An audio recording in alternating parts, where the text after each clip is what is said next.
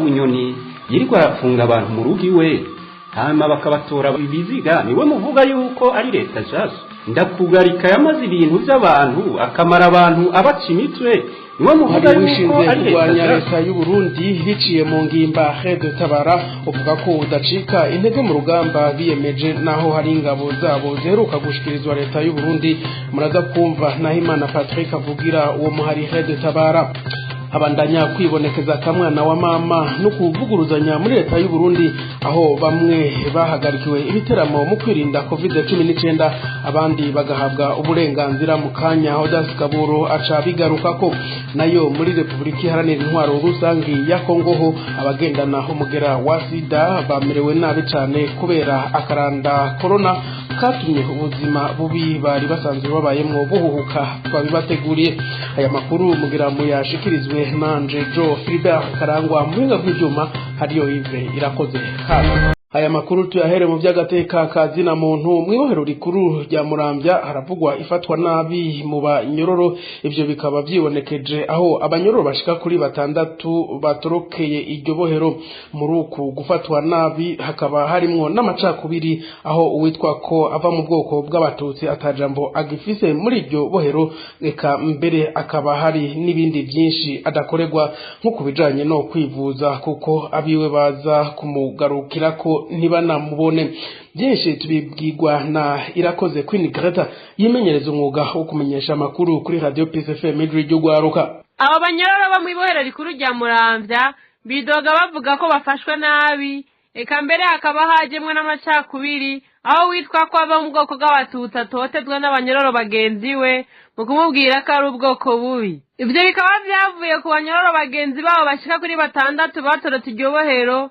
kuva batoroka hakaba haciye havuka icuka kibi aho gushika ubu hari kuraba na ingwe narijya ngo abo batorotse bari basanzwe baraciriwe umunyororo w'imyaka 30 kuko isoko ryacu ribana nkari bitumenyesha bavuga ko kuva abo banyororo batoroka abasigaye baciye bafatirwa ibihano aho atawabaza kubaraba ngo babonane n'ugize aragwaye ko ataronka uruhusha rwo kuja kubonana na muganga hakaba haciye haduka n'ivyikumirwa ku bwoko bumwe aha igitangaje akaba ari uko abo mu bwoko bw'abahutu bo bandanya kuvurwa no guhabwa ivyo bakeneye mu buryo bw'ibanga abo banyororo bakaba bariko batakambira leta kugira ico ikoze kuko ibiriko bibera muri iryo bohero bisa nkaho hajemwo ivy'ubwoko kandi bakaba babona ko bishobora kugira ingaruka mbi kuko harimwo abariko batoteza abandi nayo muri uko gutoteza hagashobora kuvukamwo urwanko amakuru twaronse avuga ko umwe mu basanzwe bari bafungiwe ngaho Muramvya ari we yatorokesheje bagenzi we ari kuri w'Imana w'indwi iheze twobibutsa ko atari rya mbere havugwa ko hariho abagomba kuzura kaboze kubijanye n'ubwoko hirya no hino mu gihugu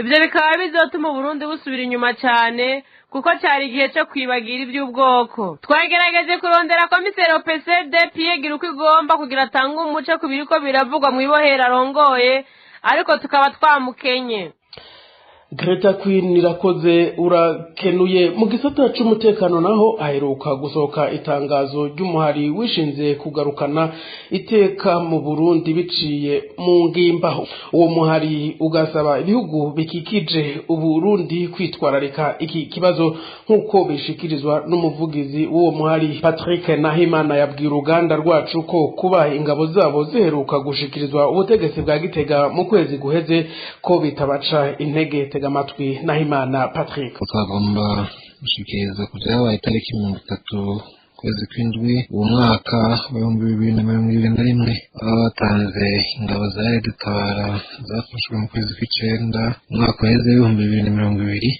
ku butaka bw'igihugu cy'u Rwanda yahagarikiwe na mekanisme conjoint de verification élargie ariyo MCVG mu Kenya turamenyesha ko bitaduca intege mu rugamba twahisemwo kubohoza Burundi Tabara yoreka kwibaza ko bazofatwa na leta y'u Burundi kuko tuzi ko gukurikiza amategeko n'ubutungane kuyebo aramugani ariko kandi Tabara dufata ko CGR biciye kuri MCV izi uko bazofatwa gahagararira amategeko mpuzamakungu agenga umugwanyi Tabara rero yibukije ko yatoye ibigwanisho yaranira iteka ritekane igaharanira kubahiriza amasezerano yarusha. Rero Leta Tabara nta yindi nzira ihari atari inzira yo kurwana, urugamba rurabandanya kuko inzira y'ibiganiro itarashoboka gushikana no munsi tuvuga. Rero bitebuke bizoteba kumubigwa. Cyo twasaba naco twebwe igikuru twasaba nk'ibihugu biri hano bibe n'Uburundi, ibihugu bikikije igihugu cy'u Burundi ko bakumva ico duharanira, kuko bamenye yuko iyo Leta y'u Burundi ari Leta ibesha ikorera ibintu byose mu kinyoma, yigeze yemera n'umunsi n'umwe ko twokwicara ngo tugire ibiganiro canke ngo banakera ngo habeho n'amatora abonetse ku mugaragaro. Rero ni Leta y'ikinyoma. Rero twebwe twahisemo ko tuzogwana gushika twumviwe. Turazi neza yuko igihe kizoshika ugatahura icyo twahitiyemo ibigwanisho. Patrick Nahimana n'umuvugizi w'umuhari wishinze gusubiza iteka Burundi n'abarundi Leta Tabara. Iyi muri ko murumviriza ni Radio Peace FM y'Igwaruka ivugira amasaha 28 kuri 28 kandi buri munsi kuri West 3 akaburungu Radio Peace FM akaburungu kome. Mu gisata c'amagara y'abantu hari igihushane canke akamwana wa mama vyibonekeza mu kugwanya ikiza ca COVID-19. Aho ni nyuma yaho umushikiranganje w'intwaro yo hagati mu gihugu umutekano n'iterambere ry'amakomine Grevaze Ndirakobuca kwigenekerezo rya 29 mu Kakaro umwaka wa 2021 yasohoye itangazo rihagarika ibirori n'imyidagaduro mu ntumbero yo kugwanya irandagata ry'umugera wa corona. Abatari bake mu Burundi bakibaza iryo tegeko ko atabo riraba, mu gihe bamwe ibikorwa byabo byahagaritswe abandi bakaba babikora atacamira. Idonido na mugenzi wacu Odas Kabura. Ico gihushane n'akamwana wa mama canke ivyo bibazo bamwe n'abandi mu Barundi bibaza bakabura inyishu bije inyuma yaho Gerevazi Ndirakobuca bataziranda kugarika aramutswa ubushikiranganje bw'intwaro yo hagati mu gihugu umutekano n'iterambere ry'abanyagihugu ashizeho itegeko rihagarika ibiteramo n'ibindi birori bihuza abantu benshi vyobera ikiraro umugera w'ikiza COVID-19. Ariko igitangaza abatari bake nuko abari bafise ivyo birori bahisemo kubihagarika bacumva iryo tangazo, ariko kubandi bakigira sinda bibazwa. Muri abo bahisemo kubaha iryo tegeko aha twovuga nk'ishira hamwe Akeza Creations ryari ryateguye ibirori byari kubera mu bibanza bitandukanye mu gisagara ca Bujumbura, ari byo bikurikira: ku kibuga c'umupira w'amaguru cahoze citwa Stade Prince Wirwa Gasore ubu kikaba citiriwe Intwari, kuri arena no kwishure ryisumbuye rizwi ku izina rya Lycée Skepes. Ivyo birori bikaba byari bitegekanijwe gukorwa ku magenekerezo ya 6 na 15 Myandagaro umwaka wa 2021. Abaririmbyi nimubona Jean Pierre Batazira Kidumu na Israel Mbonyi Cambu Batazira Mbonyi bakaba bari abatumire biteka mu bari kuremesha ivyo biteramo. Abandi bumvise akamo kuwo mushikiranganje aha twovuga abagize umurwi Fondation Faith in Work mu ntambo zabo n'imvyino za Kinyafrika zikundwa n'abatari bake. Première édition du Festival Culturel Panafricain do Bujumbura Festipab mu mfunyapfunyo y'ururimi rw'abanyamahanga bikaba byari kubera mu ibarabara ryitiriwe umugambwe Ipona hafi ya Stade Intwari kuva ku igenekerezo rya 12 kugeza ku rya 15 Myandagaro uyu mwaka. Ibibazo by'amayobera bivanze n'imyidogo ku batari bake bikaba byigaragaje inyuma y'utwo twigoro twose twakozwe mu gutuza ikiza karanda COVID-19. Ariko bamwe mu Barundi udasize inyuma na bamwe mu ndongozi z'igihugu bakaba bigize sinda bibazwa, aho babandanya gukora ibirori no kuremesha amanama atandukanye atanukubahiriza amabwiriza yo kwirinda kwandura umugera w'ikiza corona. Bamwe muri abo bategetsi baraba utwininga itegeko ribuza gukoraniriza abantu mu kibanza kimwe. Akarorero nicisha hayo buramatari w'intara ya Kayanza atatanzwe mwihimbazwa ry'umunsi mukuru wahariwe amakomine uheruka guhimbarizwa ku musozi Kavumu komine Kayanza. Bere bakaba bagiriye ko basangira urukanywa, aho umwe wese yasoma asubira ku kibindi c'ugo rukanywa atana kimwe binona. Ivyo bigakogwa mu gihe COVID-19 yo ibica bigacika mu ntara zitari nke zigize Uburundi, aho izigeramiwe kurusha izindi ari igisagara ca Bujumbura mu ndwi imwe gusa abagera ku majana 8 bakaba baranduye uwo mugera intara ya Kirundo ikaza ubwa kabiri n'abanduye COVID-19 bashika ku majana 772 intara ya Gitega n'abafashwe n'ico kiza bangana n'ijana na 180 mu ndwi imwe gusa tubibutse ko leta y'u Burundi yamenyesheje ko kwicandagisha urucanco rwo kwikingira gusinzikazwa n'umugera w'ikiza COVID-19 bizokorwa ku gushaka kwa muntu. Odas Kaburo ndagukengurukire ngaho nyene muri ico gisata ariko muri Kongo umuzo w'akaranda ka COVID-19 waje kunyura n'ivyahuha ku buzima bwa misi yose impunzi z'abarundi zigendana umugera wa sida zibayemo. Izi mpunzi zo mu ikambi ya Rusenda iri muri Republika Iharanira Intwaro Rusangi ya Kongo zikavuga ko ziriko zirabona ubuzima bwabo bugenda buyangara mu gihe batagihabwa n'imiti y'ibipimo vyitwa CD4. Ngabonziza Sion mumenyesha makuru wa Radio Peace FM y'Ugwaruka mu buseruko bwa Republika Iharanira Intwaro Rusangi ya Kongo yayaze na zimwe mu mpunzi zigendana uwo mugera adutegurira inkuru ndende. Ingorane dufise nizerekeye ubugwayi bwacu CD4 ntituronka kuko niyo ashobora kutubwira ibihe byacu aho bigeze nimba ari amaraso mabi bakabona nyene ko amaraso yononekaye na gose bakabona ukuntu bahimiriza kuduha imiti yo kugira ngo idufashe mu mubiri. Uyu numwe mu mpunzi z'abarundi zo mu ikambi ya Rusenda zigendana umugera wa sida. Izo mpunzi zirababa amajana 2 mu ikambi yose ya Rusenda zivuga ko zigorewe mu iyo kambi ayikivumvu. Ayo magorwa aturuka cyane ku kudakorerwa ibipimo by'amaraso kugira hashobore kumenyekana uko umugera wa sida utembera mu maraso mu ntumbero yo guhindurirwa imiti ipfupaza umugera ujya n'ujya bivanye naho umugera ubugeze mu maraso. Nahimana Alice aserukira ishirahamwe twiyungunganye rihurikemwo abagendana umugera wa sida mu ikambi ya Rusenda atera kamo onisida gutabaza abanyarusenda icuma gikora ibipimo bizwi ku izina rya CD4 mu kinofunofu.